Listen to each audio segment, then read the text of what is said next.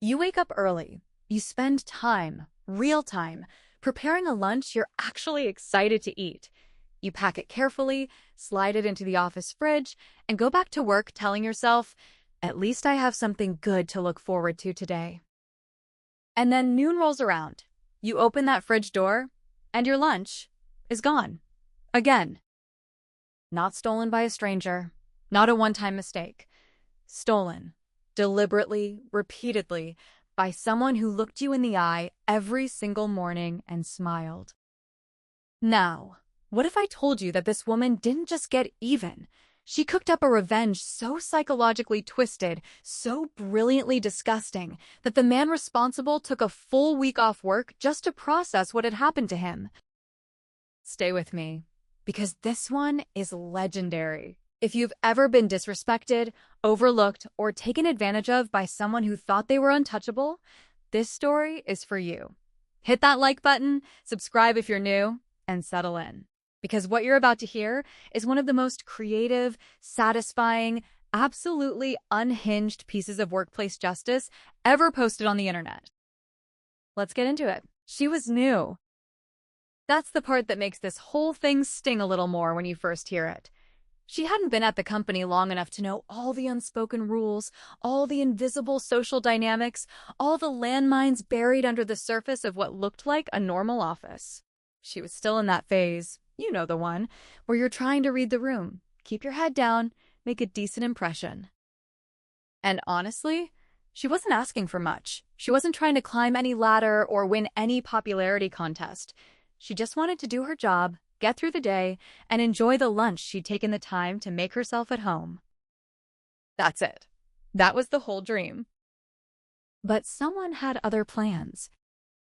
It started subtly, the way these things always do. The first time her lunch went missing, she assumed it was a mix-up. Maybe someone grabbed the wrong container. Maybe she'd misread which shelf she'd put it on. She shrugged it off, grabbed something from the vending machine, and moved on. No big deal. The second time, her stomach dropped a little. That familiar, creeping feeling of wait a minute settling in her gut. She looked around the break room. Nothing. Just empty counters, the hum of the fridge, and her own confused reflection in the microwave door. By the third time, there was no more shrugging it off. Because here's the detail that made it so much worse, so much more personal.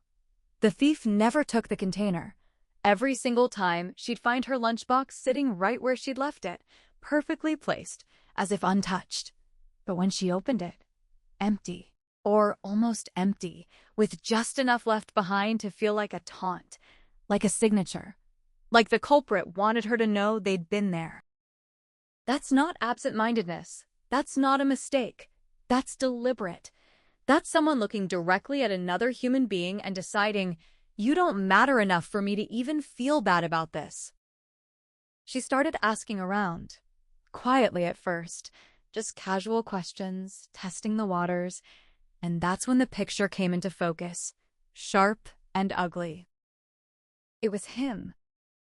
She'd already gotten a bad feeling about this particular coworker from day one. You know how some people carry their contempt for certain colleagues right on the surface, barely even bothering to hide it? That was him. He had a specific kind of energy around the women in the office. Dismissive, condescending, the type who cuts you off mid-sentence or accidentally forgets to include you in meeting invites. The type who's never technically done anything you can prove, but somehow always leaves you feeling smaller than when you walked in. And apparently, this fridge theft thing? It wasn't new.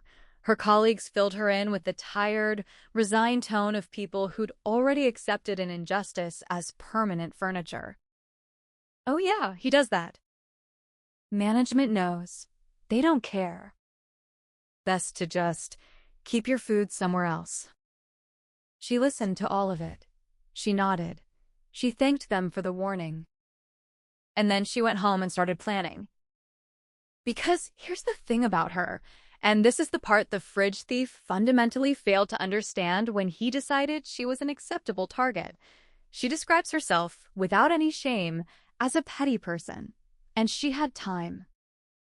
Those are two of the most dangerous qualities a person can possess when you've wronged them. Step 1 was patience. She didn't react immediately. Instead, for 2 full weeks, she ran a quiet little decoy operation. Every morning, she'd pack a perfectly normal-looking lunch and place it in the fridge. A sacrifice. Bait on a hook. Meanwhile, her actual food, a simple sandwich, nothing that needed refrigerating, stayed quietly in her bag. Safe. Untouched. Hers. And like clockwork, the decoy disappeared. Every couple of days. Gone. She'd find the container empty, placed back with that same infuriating neatness, and she'd feel something sharpen inside her. Not just anger anymore. Something colder. More focused. Good, she thought. Keep eating. Keep feeling comfortable. Keep thinking I'm just going to accept this. She was building a story, and she needed him to believe every word of it. Then came phase 2. She started talking, loudly, enthusiastically, in the break room, in hallways, in earshot of anyone who would listen, including him. She discovered, she announced, an incredible new wellness practice. Totally natural. Very trendy in certain circles. She was absolutely committed to it. She explained with complete sincerity, collecting her menstrual blood and incorporating it into her meals. She said it the way someone talks about discovering a great new smoothie recipe or a surprisingly effective yoga routine. No embarrassment, no hesitation, just pure, enthusiastic wellness influencer energy. Colleagues blinked.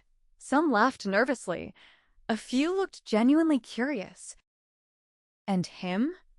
She watched his face shift. Something flickered in his eyes, fast, almost imperceptible. But it was there. She didn't stop there. To really sell it, she pulled out her phone and showed people a video. There she was, on screen, in her kitchen, preparing a meal and emptying a menstrual cup directly into it. Now, and this is important, none of it was real. She was crystal clear about that. She knew exactly how serious the health risks of blood-borne exposure are, and she had absolutely no intention of actually doing any of this. The video was staged. The story was fiction. Every bit of it was constructed, carefully and deliberately, for one audience of one. But he didn't know that. What he knew was that he had been, for weeks, reaching into that fridge and helping himself to a woman's carefully packed lunch, a woman who had been, as far as he was concerned, too new and too powerless to do anything about it. And now that same woman was standing in the break room, completely unbothered, describing in cheerful detail the things she'd been putting in her food. The color, they say, drained out of his face. He didn't say anything. He couldn't. What was he going to say? He couldn't march up to HR and report that he'd been made deeply uncomfortable by a coworker's food choices. Not without explaining how he knew what was in her food. He couldn't confront her. He couldn't even react without the whole thing unraveling around him. So he said nothing. And within the week, he called out of work. For 7 days. 7 days to sit at home and contemplate every lunch he had eaten, every container he'd cleaned out and placed back on that shelf, every single time he'd looked at her across the office and felt like he'd gotten away with something. She, meanwhile, went to work every day, put her actual food in the fridge without a single worry, made conversation with her colleagues, smiled. The fridge thefts stopped completely. And here's the one final twist. The detail she mentions almost as an afterthought, with what you can only imagine is an absolutely magnificent expression on her face. While she's clear the blood was fictional, she does note that it's possible, entirely possible, that he had at some point consumed the dead skin she'd been collecting from her feet. She doesn't confirm it. She doesn't deny it. She just leaves it there. A gift for the imagination. Here's what I took from this. Sometimes the best response to someone who disrespects you in small ways isn't a big, dramatic confrontation. Sometimes it's patience, observation, and finding a solution so perfectly tailored to the problem that it doesn't just fix the situation, it teaches a lesson without a single word being spoken. Karma doesn't always arrive with thunder. Sometimes it shows up quietly, in a conference room, on a blank page. If this story made you smile, laugh, or pump your fist just a little, smash that like button. It genuinely helps this channel more than you know. And drop a comment below. What is the most satisfying workplace revenge you've ever seen or heard of? I want every story. And if you're new here and you want more of this, more justice, more payback, more stories about ordinary people who decided they were done being walked on, subscribe. New story coming very soon. Until then, keep your lunch close and your enemies guessing.